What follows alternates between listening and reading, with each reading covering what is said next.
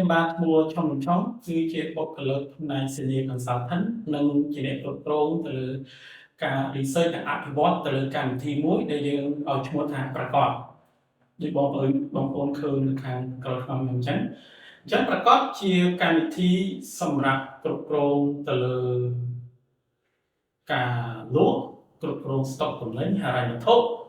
និងមុខងារជាច្រើនទៀតដែលអាចប្រើប្រាស់បានទាំងកម្មនសេវាកម្មក៏ដូចជាកម្មនទិញលក់ទំនិញផ្សេងៗសម្រាប់ប្រធានបទថ្ងៃនេះយើងមានប្រធានបទមួយទាក់ទងទៅនឹងបងប្អូនអាជីវកម្មចំនួនគាត់បានសួរថាគាត់អត់ប្រើប្រព័ន្ធនេះតើគាត់អាចដរាបអាជីវកម្មគាត់រួមបានទៀតអត់ហើយពលការវិវត្តទៅមុខមិនចេះវិវត្តអញ្ចឹងឥឡូវគាត់កំពុងតែមានជួបផលវិបាកខ្លះទាក់ទងទៅនឹងការគ្រប់គ្រងទាក់ទងទៅនឹងសំណួរនេះគឺបើយើងត្រឡប់ទៅគិតអំពីអតីតកាលវិញគឺថាអត់ទាន់មានប្រព័ន្ធគ្រប់គ្រងទេតែយើងនឹងទៅដំណើរការបានអញ្ចឹងណាយើងទោះបីជា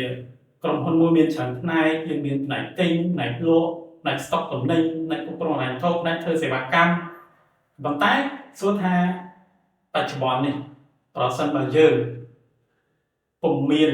ការគ្រប់គ្រងទិន្នន័យជាចរន្តកណ្ដាលទេអញ្ចឹងការគ្រប់គ្រងរបស់ថ្នាក់ដឹកនាំទៅកាន់ផ្នែកមួយគឺបាក់អញ្ចឹងបើសិនជាយើងអត់មានប្រព័ន្ធគ្រប់គ្រងទេអញ្ចឹងការបញ្ជូនគេថាការបញ្ជូននៅទិន្នន័យឬក៏ព័ត៌មានមកកាន់ថ្នាក់លើឬថ្នាក់ដឹកនាំហ្នឹងគឺនឹងមានភាពយឺតយ៉ាវ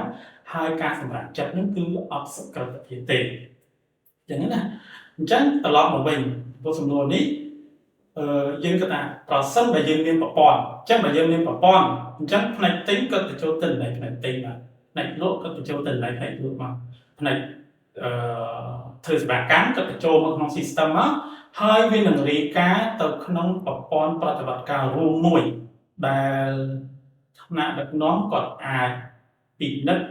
និងសម្រេចចិត្តអញ្ចឹងណាទៅតាមទម្រង់របាយការណ៍មួយដែលគាត់ត្រូវការបាទដែលគាត់ត្រូវការដូចជាអ្វីដែលប្រកបបានរៀបចំនេះក៏អត់សូវខុសគ្នាដែរគឺមានន័យថាវានឹងកំបានឬក៏រួមបញ្ចូលទិន្នន័យគ្រប់ផ្នែកសន្តោសគឺទិន្នន័យគ្រប់ផ្នែកដែលធ្វើការរៀងខ្លួនឲ្យคล้ายទៅជាទិន្នន័យរួមមួយសម្រាប់ថ្នាក់ដឹកនាំគាត់អាចធ្វើការពិនិត្យតាមបានអញ្ចឹងណាហើយការពិនិត្យវាមានប្រសិទ្ធភាពផ្សេងទៀតច្រើនណាស់ទាក់ទងទៅនឹងប្រព័ន្ធព្រោះគេធ្វើការកំណត់សិទ្ធិគេធ្វើការរៀបចំនិងបែងចែកជាច្រើនទៀតហ្នឹងគឺជាការលម្អិតរបស់ប្រព័ន្ធអញ្ចឹងណាអញ្ចឹងខាងខ្ញុំធ្វើវីដេអូនេះមួយឡើងគឺចង់បង្ហាញទាក់ទងទៅនឹងភាពខុសគ្នារវាងការមិនធ្វើ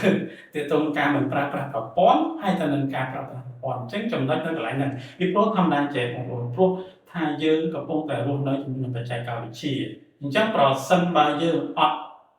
ធ្វើការវិវត្តទៅមុខទៅតាម digital ទៅបច្ចេកវិទ្យាទេអញ្ចឹងមានថាប្រព័ន្ធគ្រប់គ្រងរបស់យើងនឹងយើងចាប់ដើមដើរខុសគេ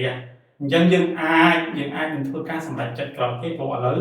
ទាំងផ្នែកទីផ្សារទាំងផ្នែកគ្រប់គ្រងផ្ទៃក្នុងគឺសិតតែត្រូវការប្រព័ន្ធទាំងអស់អញ្ចឹងប្រសិនបើយើងខ្វះខាតផ្នែកណាមួយមានន័យថាយើងហាក់ដូចជាដើរយឺតនៅផ្នែកណាមួយដើម្បីប្រកួតប្រជែងជាមួយនឹងដៃគូរបស់យើងអញ្ចឹងណាមានដែរទេសោតដូចជាឃើញចំណុចខ្លះបងប្អូនខ្លះគាត់បានប្រើប្រព័ន្ធមួយដែរប៉ុន្តែគាត់ឧស្សាហ៍ទាក់ទងនឹងគេហៅថា fail យើងនិយាយ fail ចោះបរាជ័យចោះប៉ុន្តែចំណុចនេះខ្ញុំនឹងធ្វើវីដេអូក្រោយទៀតសម្រាប់បង្ហាញជូនបងប្អូនថាតើហេតុអីក៏យើង fail ទៅលើការប្រជែងអញ្ចឹងសម្រាប់ topic ថ្ងៃនេះយើងមានតែទាក់ទងនឹងថាហេតុអីក៏យើងត្រូវការប្រើប្រាស់ប្រព័ន្ធអញ្ចឹងការប្រើប្រាស់ប្រព័ន្ធមានប្រយោជន៍អ្វីដែលខ្ញុំបានរៀបរាប់ចឹងបាទសូមអរគុណ